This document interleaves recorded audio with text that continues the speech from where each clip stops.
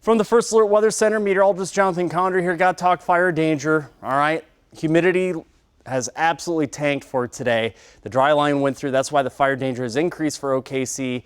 And here's what you really need to know. Fire danger gets worse, actually, for Thursday. So it's an impact day. Sometimes I think I want to save the alert days for the high-end fire danger days. I like to do the fire danger on a scale 1 to 5. And it is higher today for OKC. So let's talk the threats. Obviously, wildfire risk from 10 a.m. to 8. We have a red flag warning in place to include OKC. Obviously, no burning today, and I would say that's statewide. Fire danger, scale of 1 to 5. We're going to go 1, 2, and 3. So it is lower up near Woodward, but it's still very noticeable. OKC is now at that level 2, higher than yesterday. So we qualify for that red flag warning. All the counties highlighted in red, but there's still fire danger, albeit lower, in eastern Oklahoma. Now here's the deal for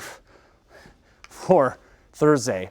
Winds pick up and the humidity drops, so we're going to bump it up now to level 3 for OKC. And we already have fire weather watches issued. That'll get upgraded to red flag warning as we go into Thursday. All right, so there is relief coming.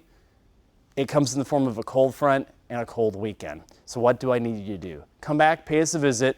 4, 5, 6, 10 p.m. on air, online. Meteorologist Joseph Neubauer. He'll be in. He'll have your updated work week forecast, weekend planner, 5+5 day. You don't want to miss it.